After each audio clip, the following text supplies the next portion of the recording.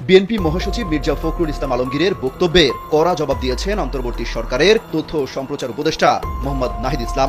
বাংলাদেশ পরিস্থিতি নিয়ে ডোনাল্ড ট্রাম্পের নেতৃত্বাধীন মার্কিন প্রশাসনের সঙ্গে কথা বলেছে ভারতের পররাষ্ট্রমন্ত্রী এস জয়শঙ্কর ওয়াশিংটনে বুধবার 22 জানুয়ারি এক সংবাদ সম্মেলনে কথা জানান।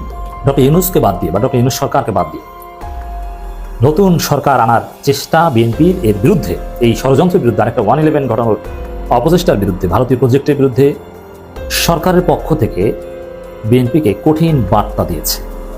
দর্শক, ঘটনা শুরু হয়েছে, সামনে আরো বড় কিছু ঘটবে।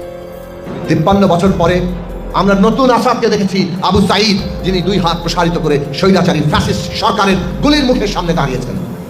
আসাদের মৃত্যু, আসাদের শাহাদাত যেভাবে পূর্ব বাংলার মানুষকে একটা আবেগীয় বন্ধনে একত্রিত করেছিল, 53 বছর পরে আবারও সে আবু সাঈদের শাহাদাত সমস্ত বাংলাদেশের মানুষকে ওই আবেগীয় বন্ধনে বেঁধে দিয়েছিল। মাঝখানে 90 সাল গিয়েছে। 90-এর গণঅভ্যুত্থানে আমরা দেখেছি কিভাবে নূর হোসেন কিংবা জিহাদ যখন শাহাদাত বরণ করেন, পুরো ছাত্র সমাজ এক নতুন আবেগীয় বন্ধনে যুক্ত হয়।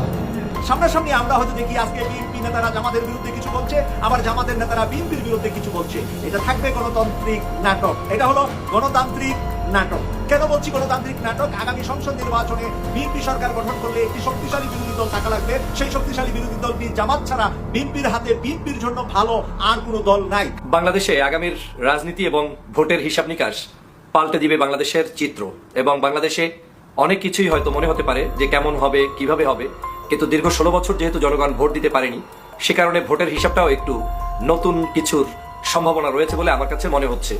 এর কারণও অন্যতম আছে, যেমন আমরা জানি যে রাজনৈতিক অঙ্গনে কোনো দেশের সরকার পরিবর্তন হলে একটি আন্দোলন সংগ্রামের মধ্য দিয়ে বিভিন্ন তরাই উত্তরের মাঝখান থেকে কোনো একটা পদ্ধতি বের হয়ে আসে। বাংলাদেশে এবছরের বিজয়টাও সকলের চিন্তার যে পদ্ধতি ছিল তার বাহিরে। আসসালামু আলাইকুম প্রিয় দর্শক, আজকে সর্বশেষ আপডেট বাংলা নিউজে আপনাদের স্বাগতম।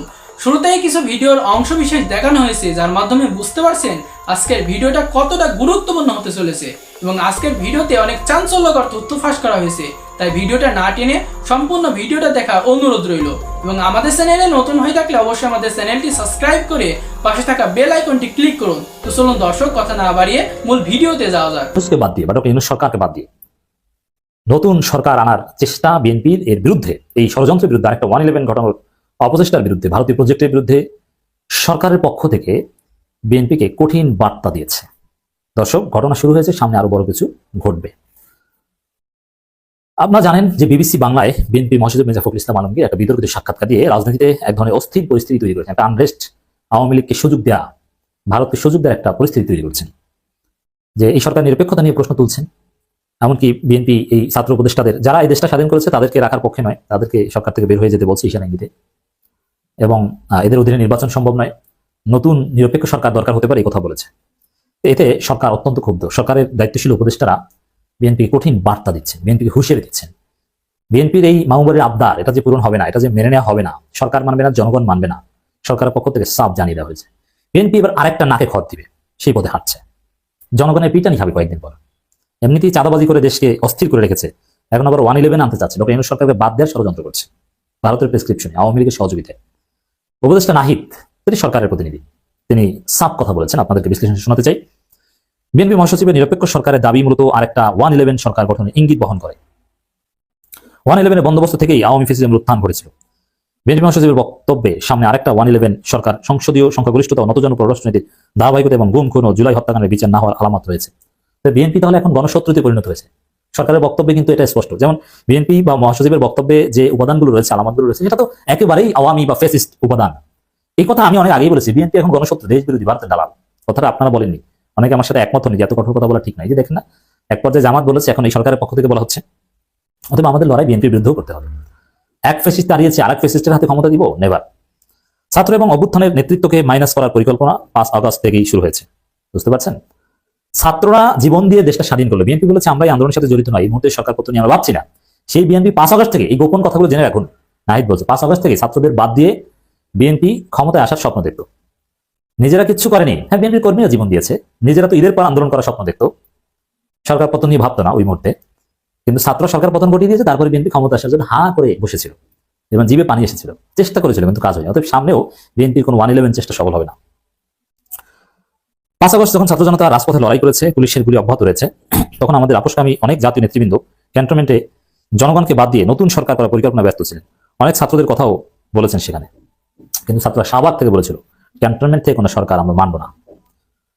আমরা 3 আগস্ট থেকে বলে আসছি আমরা কোনো প্রকারের সেনা শাসন বা জরুরি অবস্থা মেনে নিব না। আমাদেরকে বারবার ক্যান্টনমেন্টে যেতে বলা হলো, আমরা যেতে অস্বীকার করে শেষ পর্যন্ত বঙ্গভবনে আলোচনা ও বার্গেনিং এর মাধ্যমে ডক্টর ইউনূসকে প্রধান অন্তর্বর্তী সরকারের সিদ্ধান্ত হয়। বিএনপি কিন্তু ডক্টর ইউনূসকে চায়নি। বিএনপি চেয়েছিল 90 দিনের মধ্যে নির্বাচন, 90 দিনের মধ্যে ক্ষমতায় আসতে। আমরা চেয়েছিলাম ফেসিবাদ বিরোধী রাজনৈতিক দলগুলো নাগরিক সমাজের সমন্বয়ে একটি জাতীয় সরকার। জাতীয় সরকার হলে ছাত্রদের হয়তো সরকারে আসার প্রয়োজন হতো না, জাতীয় সরকার অনেকদিন স্থায়ী হবে, এই বিবেচনায় বিএনপি জাতীয় সরকার রাজি হয়নি। এর মানে বিএনপি 5 আগস্ট থেকে অপরাজনীতি করছে। বিএনপি নিজেদের ক্ষমতায় আসার স্বার্থে 5 আগস্ট থেকে নাটক শুরু করেছে। আমি 5 আগস্টের পর থেকে বিএনপির বিরুদ্ধে বলে আসি, আমরা জানতাম এগুলো, অনেকে আপনারা জানেন না যে জাতীয় সরকার বিএনপি রাজি হয়নি, কারণ তাহলে তো 90 দিনের মধ্যে ক্ষমতা আসা যাবে না। এই যে বললাম না, বিএনপির ভুলে বিএনপি আমসালা দুটি হারাবে। ইলিয়াসের কথাই সত্য, বিএনপি কোনোদিন ক্ষমতা আসতে পারবে না বাংলাদেশে। কিন্তু অভ্যুত্থানের পরে দেশে জাতীয় সরকারের প্রয়োজনীয়তা সবচেয়ে বেশি ছিল, অথচ বিএনপি জাতীয় সরকারের কথা বলতেছে সামনে নির্বাচনের পর। সামনে নির্বাচনের পর জাতীয় সরকার মানে আওয়ামী লীগকে প্রধান বিরোধী দল বানাবে, এটা তো পাগলও বুঝে। অর্থাৎ এটাকে আমরা মানবো? এগুলো একটা হতবাজি থিওরি। ছাত্র এই সরকার এবং বিদ্যমান বাস্তবতার একমাত্র ফ্যাক্টর যেটা 111 সরকার থেকে বর্তমান সরকার সম্পূর্ণ আলাদা করে। বিএনপি কয়েকদিন আগে -2 এর আলোচনা করলো, এখন ক্ষমতা যাওয়ার পথ সুগম করার জন্য নিরপেক্ষ সরকারের নামে আরেকটি 111 সরকারের প্রস্তাবনা করছে। ওই যে এটা আগে আমরা ব্যাখ্যা করেছি যে এই ছাত্র উপদেষ্টারা থাকলে সেটা তারা মানবে না, আর আওয়ামী লীগ থাকলে তাদের আপত্তি নেই। আপত্তি হচ্ছে ছাত্র উপদেষ্টাদের। ছাত্ররা কেন জীবন দিয়ে, ছাত্ররা কেন হাসিনাকে তাড়িয়েছে, কেন গণভবন দখল করেছে, এটা ঠিক হয়নি। বুঝতে পারছেন? কষ্ট লাগে এগুলো বললে। এখানে পরিকল্পনা গণতন্ত্র জাতীয় স্বার্থের বিরুদ্ধে যাবে এবং ছাত্র জনতা কোনোভাবেই এটা মেনে নেবে না, এবং আমি মনে করি এটা বিএনপির বিরুদ্ধে ষড়যন্ত্র। অতএব বিএনপি ভারতের ফাঁদে পড়েছে, এটা তো আগে আমি বলেছি, এটা অবশ্যই বিএনপির বিরুদ্ধে ষড়যন্ত্র। বিএনপি কোনোদিন ক্ষমতা আসতে পারবে না, এই রাস্তা তৈরি করছে।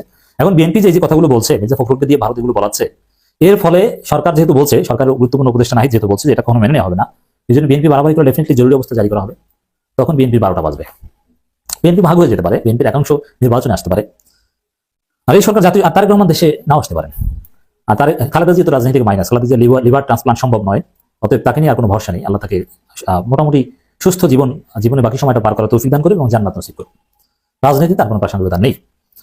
এই সরকার জাতীয় সরকার না হলেও সরকারের আন্দোলনের সব পক্ষেরই অংশীদারিত্ব রয়েছে এবং সব পক্ষে নানান সুযোগ সুবিধা ভোগ করছে। সবচেয়ে বেশি সুযোগ সুবিধা ভোগ করছে বিএনপি। বিভিন্ন নিয়োগ থেকে শুরু করে নানান জায়গায় সব বিএনপি দখলে।